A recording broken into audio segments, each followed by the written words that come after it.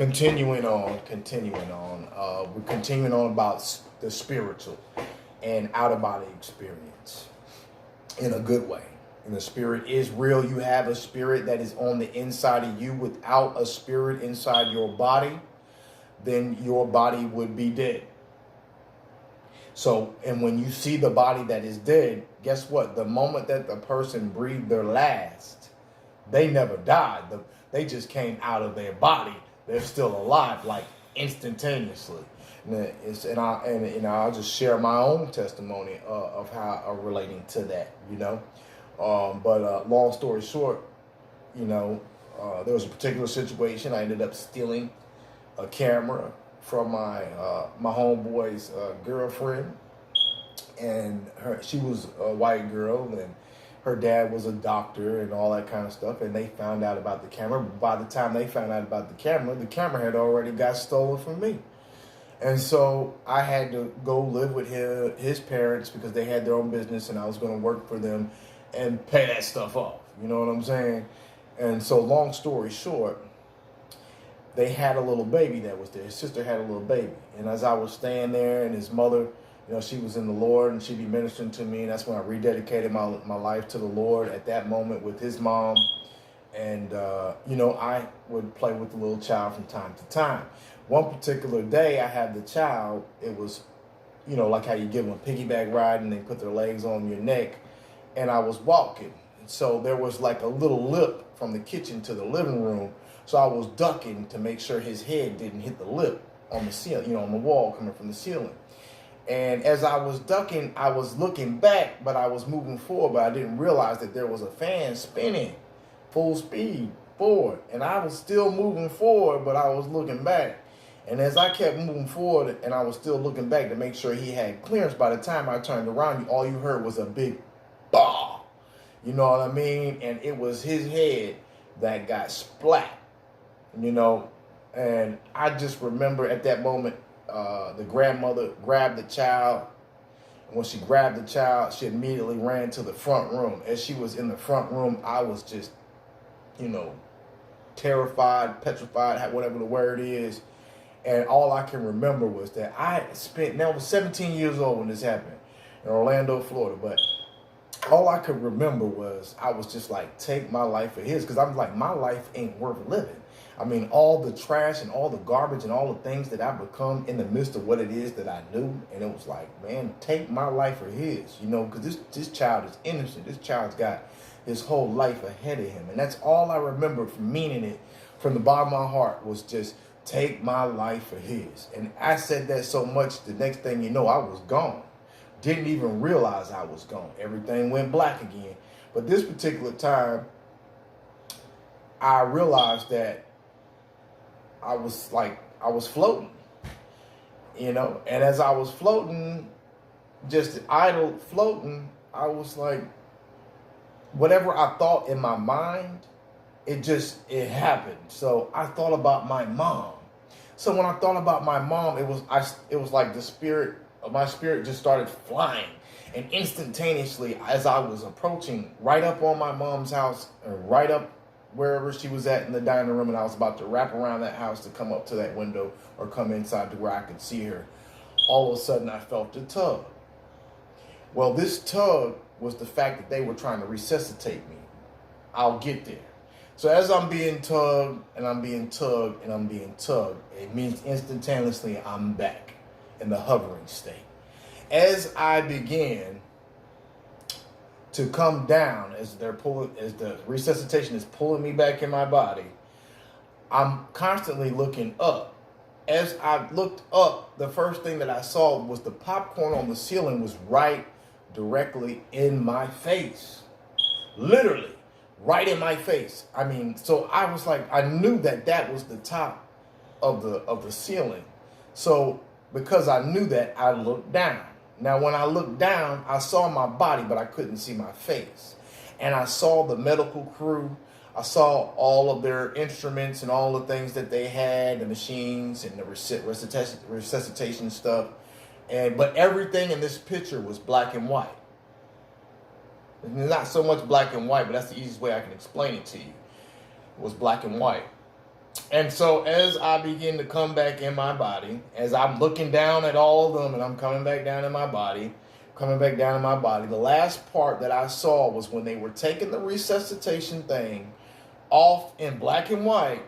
And then when I came back in my body, I was looking dead at them and I saw it the same thing in color as they were tucking it behind and hiding it away because they did not want me to see that because they didn't want me to go into shock. And they didn't want the family to tell me what happened because they didn't want me to go in shock. But I had already knew what happened because I had already seen it before I even came in my body. So I say all that to say is that once I experienced that, I realized how true that it is. Now, we shouldn't have to experience that to believe that. That's the whole portion of faith, is believing in something that you might not fully comprehend far as in this physical realm, but you believe anyway. Because if God says it, then you believe it because you know it. Whatever he says is validated, it's real, and you can put your life on it. But through this experience, it allowed me to understand that there truly is a spirit on the inside of us. The Bible says that God, that everything that has a body, everything, he's the spirit, but basically everything that is flesh has a spirit. Okay? And the life of a human or a person is only through the spirit that it has life. When the spirit leaves that body, the body has no life. So if you could just imagine yourself, close your eyes. If you close your eyes, you can't see your body. You can't feel your body, far as in just the inner you. It's the inner you that controls the outer you. And the inner you is your spirit. And when your spirit comes out of your body just lays there lifeless because all it is a vehicle. It's just like your car in the driveway. When you ain't driving it, it's still sitting outside until you get in there and you start moving it. Same principle.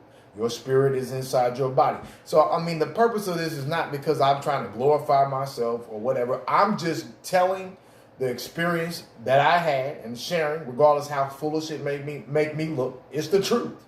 Okay? And so I know a lot of times we as people, we have a hard time comprehending when we lose a loved one or different things happen that we automatically, because we can't understand, we hear about the fact to be absent from the body is to be present with the Lord. And we claim to believe that, but yet we believe in something that sometimes we don't fully understand. But if you ever come out of your body and your spirit, you'll understand. But, sometimes we don't have to understand everything to still continue to have faith. But this truly did happen. So it is. And there's a battle for your spirit, because either your spirit is going to spend eternity in hell, or your spirit is going to spend eternity in heaven with God. But that's based upon the choices that we choose to make today. So once again, today is the day of salvation. To choose the straight and narrow path that leads to life is a difficult path to walk on. But as we continue to remain in him, then that difficulty is just obliterated out of the equation, because it's not difficult for him. It's difficult for us. We got to allow ourselves to remain in him, and then things won't be so difficult. But even if it be difficult because we're having a hard time remaining in him because we're not perfect, we have to get back up and keep on going, because if we don't, then we're going to continue to go down the broad path. Because if you give the devil a centimeter, before you know it, you won't even realize how, and you'd be like, how in the world did I get this far off track? To where he's in complete control of your life. And you feel like there's no way out. So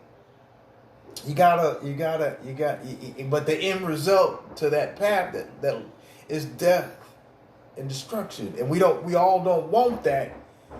But while we're on these different paths that we on, we don't mind knowing that the end result is that until we're faced with the end result.